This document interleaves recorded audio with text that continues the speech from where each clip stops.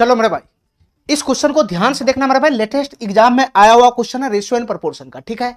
चलो क्वेश्चन क्या करना चाह रहा है ध्यान से समझना। ए बी और सी के मासिक आय का अनुपात 2:9:3 है, यानी ये इनकम का रेशियो दे रखा है। किसके किसके बीच में इनकम का रेशियो दे रखा है बताना मेरे भाई। सर ए बी और सी के बीच में इनकम का रेशियो दे रखा है, ए बी सी के बीच में इनकम का रेशियो दे रखा है। कितना कितना दे रखा है बताना, 2:9:13 दे रखा है, 2:9:3 दे रखा है, ठीक है।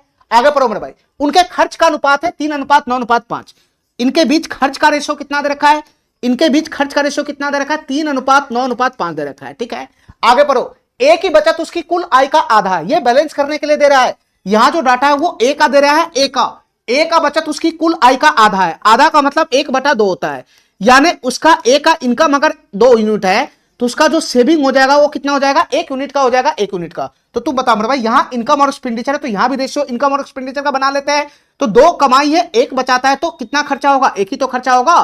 तो यहां से खर्चा कितना आ जाएगा, खर्चा कितना आ जाएगा, ए का इनकम और ए का खर्च के बीच में रेशियो आ जाएगा 1:2 का, ठीक है। अब ये दोनों रेशियो को बैलेंस करोगे तो इन सब के बीच में बचत का अनुपात हो जाएगा। सीधा सीधा इनकम के रेशियो में से एक्सपेंडिचर का रेशियो में घटा दूंगा। पहले रेशियो को बैलेंस करो, पहले रेशियो को बैलेंस करो। कैसे बैलेंस होगा, यहां ए का डाटा दे रखा है, बस ए का डाटा यहां पे पकड़ लो, ठीक है मेरे भाई।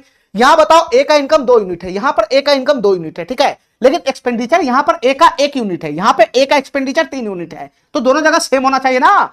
तो यहां ए का एक्सपेंडिचर 1 यूनिट बनाने के लिए क्या करना पड़ेगा, पूरे रेशियो में 1/3 से गुना करना पड़ेगा। पूरे रेशियो में 1/3 से गुना करोगे तो तुम बता मेरे भाई, फाइनली हमारा क्या बन जाएगा बताना। 1/3 से गुना होगा तो ये कितना हो जाएगा बताना, ये कितना हो जाएगा, 1/3 से गुना होगा तो 1/3 से गुना हो जाएगा तो ये 1 हो जाएगा, 1 ये गुना होगा तो कितना हो जाएगा बताना, 1/3 से गुना हो जाएगा तो ये 3 हो जाएगा, 3 और ये कितना हो जाएगा 5/3 हो जाएगा, 5/3 ये कितना हो जाएगा 5/3 हो जाएगा, 5/3, ठीक है। अब ये दोनों रेशियो बैलेंस हो गया, ठीक है। अब यहां से आराम से घटा कर निकाल सकता है। तो चलो मेरे भाई, यहां से बताओ मेरे भाई, तीनों के बीच में सेविंग का रेशियो क्या आ जाएगा बताना।